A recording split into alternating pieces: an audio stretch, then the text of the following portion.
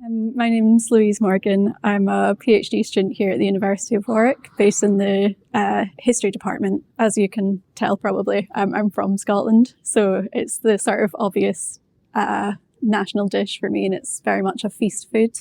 It's something that we kind of eat to celebrate at things like Burns suppers and at Hogmanay, but it's also something which is part of daily life, so it forms this kind of weird sort of dual role as both normal and extraordinary. So there's sort of no real idea of where haggis came from originally, because it is essentially just a sausage, right? It's kind of offal, minced up, and traditionally encased in a clean stomach, but we now use plastic coverings for it.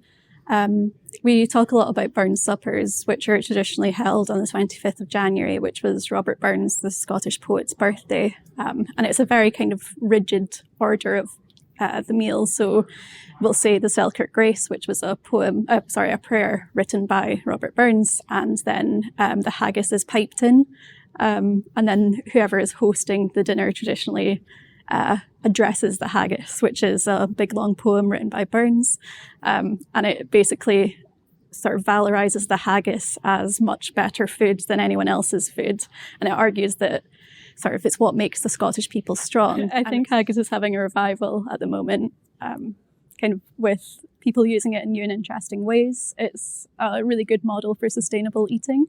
And also we now have vegetarian, vegan, gluten-free options as well, so everyone can enjoy haggis. My name is Mike Naylor. We are at Rodizio Rico, a Brazilian churrascaria, which translates as a steakhouse or a barbecue house. A normal steakhouse, you go and you order a steak, and maybe you'll get fries, maybe some vegetables. But in here, it's not really a steakhouse, because you get all cuts of meat. You get beef, maybe 3 or 4 cuts of beef. You get lamb, 3 cuts of lamb. You get chicken, 3 or 4 from chicken wings, legs, chicken hearts. That's our specialty as well. Then you get pork. If you eat pork, there's pork ribs, leg of pork, and sausages. It's Brazilian restaurant. Everything goes with it, with the flow. A bit of a show, a bit of samba. So the way you serve the food, it comes with a bit of display and show. It's not really. I mean, if you're hungry, you can't go and just grab a sandwich and the job is done. But in here, the whole idea is for you to come and relax and enjoy the whole experience. Take your time, eat as much as you want. A complete meal, you have to have your protein. And until now, to go and try to find your source of protein outside the animal kingdom, it's very limited. Limited in taste, limited in texture, and limited in availability as well. It's not available wherever you go. So maybe in the future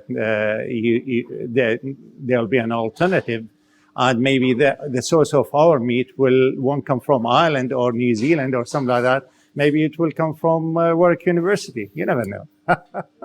Hi, I'm Judy Gronning from Heart of England Farms in Coventry and Warwickshire, and we produce Christmas turkeys and Christmas geese, ducks and cockerels for the Christmas Day market. To have a Christmas bird, whether that be a Christmas turkey, a goose, cockerel or a duck, as your centrepiece for the Christmas table is vitally important.